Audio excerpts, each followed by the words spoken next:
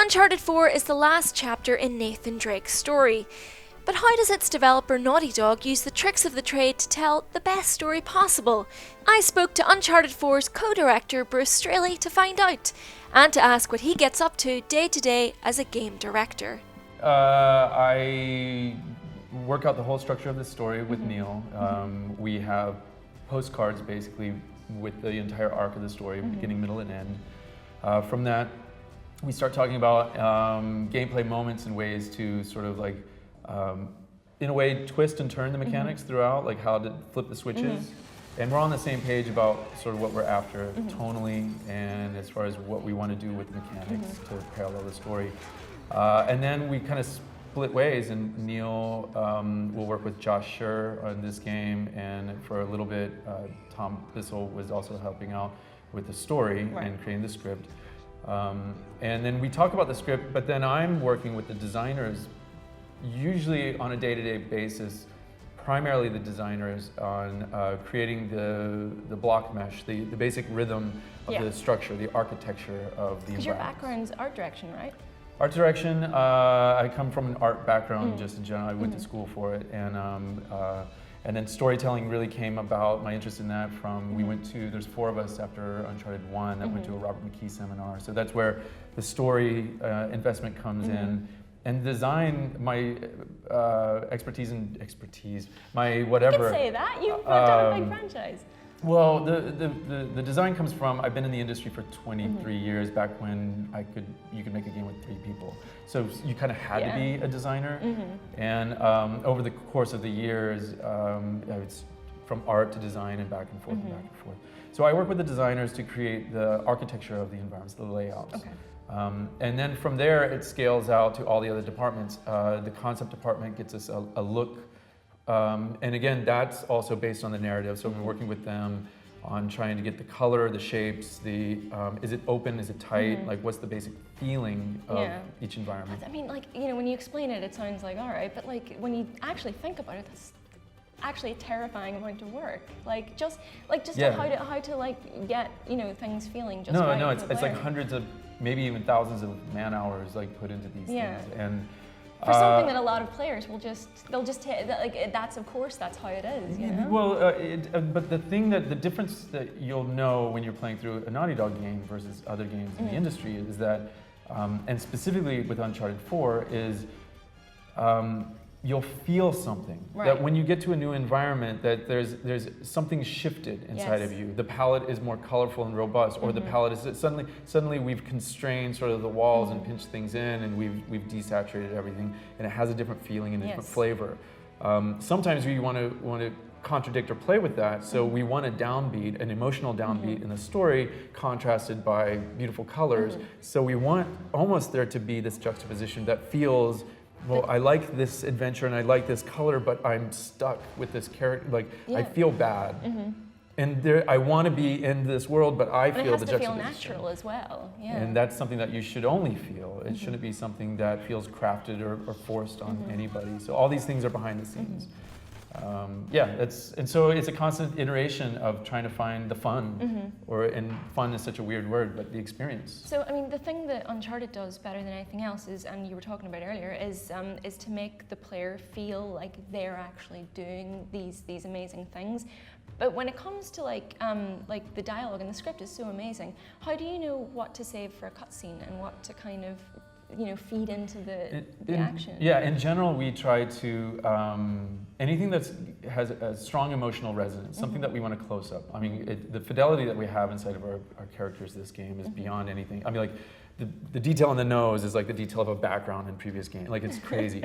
And being able to get an emotional beat that actually it's show don't tell as storytelling principles, and it's less is more. So these are and if exposition, that can happen if we need to kind of talk through kind of the backstory of Henry Avery or something like that, that's not as interesting as sort of an emotional moment between two people, in which case we could just do a close-up on Nate and have a little twitch in the eye, and we have the fidelity to do that this game. That's where you want to cut in and have the camera control to be able to extract that feeling. That moment, Otherwise, and we try to pull as much out of the scene as possible. We break through the scenes and say, can I get this playable? Like, how much of this can I get playable? And can I actually create a mechanic or a situation where the player is invested in trying to play out this scene right now? So we rake through the script and we talk about our mechanics, et cetera, Neil and I, and we try to feel out with the designers, like how to get that rhythm and how to pull as much as possible out from the cutscene. Right. So it's really about fidelity. Exposition can happen kind of as general talk, and fidelity and detail gets close-ups. It's just really interesting talking about that, because I just feel like so many games they don't even think about that stuff, or that's not really a consideration. And like I don't know. I mean, do you think games are held to different storytelling standards than other medium? And like only now that the technology is caught up, that we're able to do more cinematic, more moving, more emotionally. Like, we're more focused on emotion now than anything else. It really does have to do with. I think that in the video game world, like, I'm going to generalize, and I'm sorry, game developers, but that there is the reference point, the point of reference that we draw from is like this really small, kind of isolated viewpoint of like Star Wars and everyone's got the same Lord of the Rings and other video games. Nobody reads enough books. And no, it's true. Nobody lives enough. And nobody reflects on their own relationships with their friends and their loved ones and their family and our own spiritual seeking and trying to find a balance in our lives. Literally, what we reflected on in how the quest to make these perfect games truly does damage in some of our lives. My friends don't see me for 6 months on end, and I come out like with big bags under my eyes and like haggard, like a beard down to here, the bells, just a zombie. And they're like, "Where have you been?" And I'm like, "I made a video game." It's really good. And it's truly that reflection on ourselves and trying to find that work-life balance. 100% relates back to Nathan Drake and his quest for the perfect, get the treasure, get the woman, get everything, and that obsession, which actually prevents him. Something's driving us to make these games the best possible. There's something in us. I gotta see a therapist. I can tell just you talking about it that this is something that you really, really care about, and it's like, I mean, I just don't I don't see that passion. It's upsetting sometimes that other video game developers actually don't push themselves more and get out of that world and out of that comfort zone. I think that there's, it's difficult to have a willful character and be okay with the interactive medium and try to find that balance between how much player investment can we get and how much can we parallel, but at the same time have a character that sometimes makes choices, and the concept of the interactive medium, etc. And having just avatars now, I feel like that's too lazy. Sometimes you just have an avatar that you customize. You don't have a character. And that's supposed to be you, and you're projecting yourself out. And I'm not saying that's bad necessarily, because that game has merits just like an iPhone game has merits as far as interactivity and investment. You can get invested in puzzle solving on an iPhone, fine, whatever. But that's not what we're trying to do. If you want to get to the heart of a story, you do have to get it on rails at some point.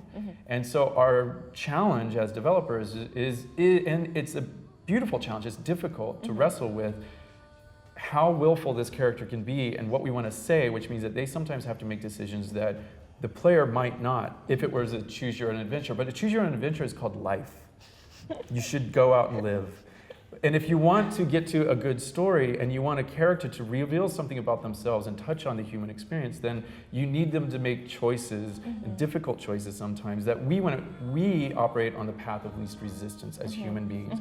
I'm going to do the thing that makes me the most comfortable day to day. That's not how stories work. No. We want to put characters into uncomfortable situations to apply the pressure to have the conflict propel them, propel the story, and discover something. That's a challenge in video games, and that's a challenge that we're up for, and we know that can be contentious at times, but I think ultimately what we're trying to do with these stories is get something that resonates with we as human beings in an adventure, in a sense that it's all on the stick, and that we're invested as players in finding out what's around. And that's everything that we're trying to do in our toolkit. And it absolutely works as well. I think it's a world that I love just because of the such small details. Like, I'll look up on a balcony and I'll see a guy and I'll be like, I wonder what he's doing right now. Like, he's a chef. Why is he up on that balcony? Like, what's going on?